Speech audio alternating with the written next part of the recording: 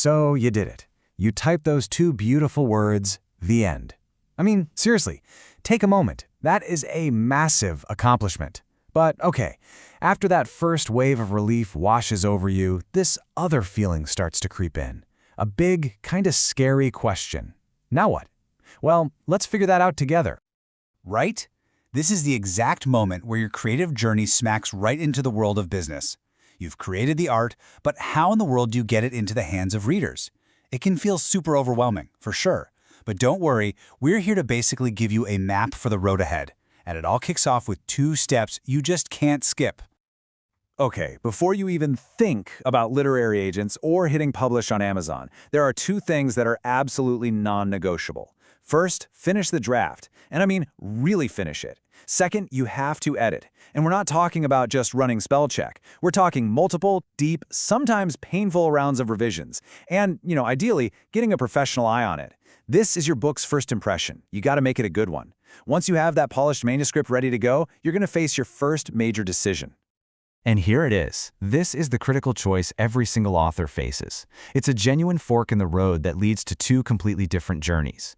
Each one has its own set of challenges, its own rewards, its own opportunities.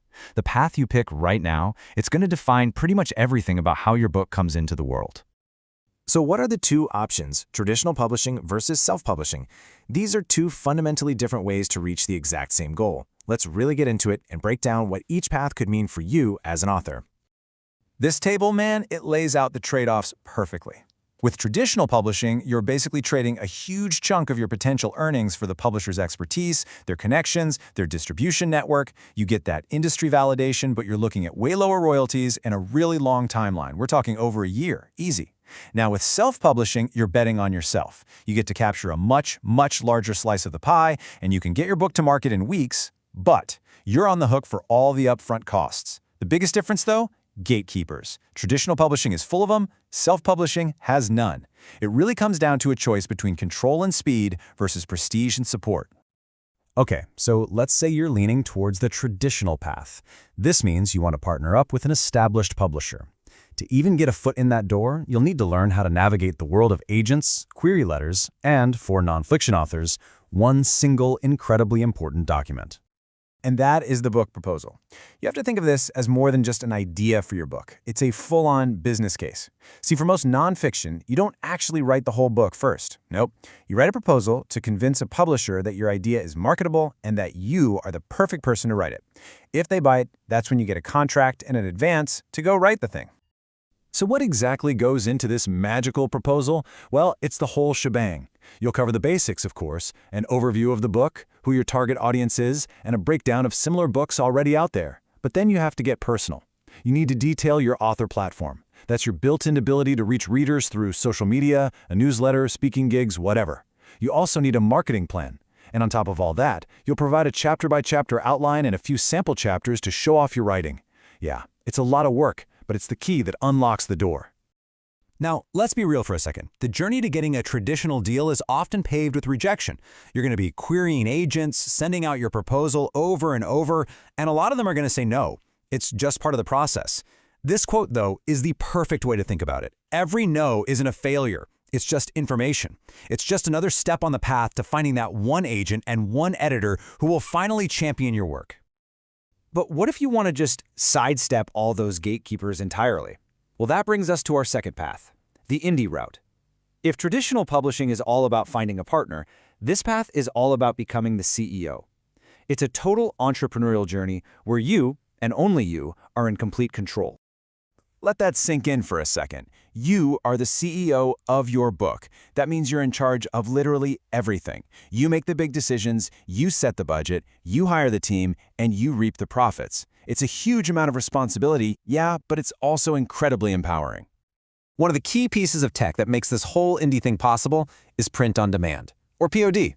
Back in the day, self-publishing meant you had to buy thousands of books up front and, hope you could sell them out of your garage. Not anymore. With POD services like Amazon's Kindle Direct Publishing, a physical copy of your book is printed only when a customer actually buys one. It completely eliminates the financial risk and the logistical nightmare of managing inventory. It's a game changer. Okay, so what about the money? With Kindle Direct Publishing, the royalty rate for paperbacks starts at a whopping 60%, and then you just subtract the printing costs. Just think about that for a second. Compare that to the roughly 10% you'd get from a traditional publisher. The financial upside here is huge, but remember, it's all on you to find the readers. So what's on the CEO's to-do list? Everything. You're the one hiring a professional editor because quality is absolutely non-negotiable. You're commissioning a professional cover that's going to grab your ideal reader's attention. You're handling all the formatting, the publishing process, and of course the most crucial part of all, the marketing. You are, quite literally, building a small business from the ground up. And that brings us to the one great challenge that unites both paths: marketing. It doesn't matter if you're with one of the biggest publishers in the world or you're a one-person show, you still have to connect with your readers. In today's publishing landscape, marketing is the great equalizer, and it is absolutely essential for success. One of the most powerful marketing tools you have as an author is something called social proof. Just think about it. When you're shopping online, are you more likely to buy a product with 0 reviews or one that has hundreds of them? It's the exact same thing with books. When potential readers see that other people have already read and enjoyed your book, they're way more likely to take a chance on it. That's why reviews are pure gold. So the big question is, how do you get those crucial reviews? You have to start before your book even comes out. You can reach out to your own network, your email list, your social media followers, and offer them an advance copy for an honest review. You can run a giveaway on Goodreads, which is basically the world's biggest community of book lovers. You can also use services that specialize in getting advance copies out to reviewers, and if you've got enough lead time, you can even submit your book to big professional review outlets like Kirkus. The goal is to launch with a solid base of social proof already in place. All right, so we've walked down the two main roads, the partnership of traditional publishing and the entrepreneurial journey of the indie author. The thing is, one isn't automatically better than the other. They're just different. The right path for you depends completely on your goals, your resources, your timeline, and honestly, the kind of career you want to build for yourself as an author. Look, you've already done the hardest part. You wrote the book. Your story is worth sharing. Now it's just time to choose its path into the world. So take a look at the map we've laid out. Think about your goals and what truly matters most to you. Your story is ready. The only question left is, which path will you choose?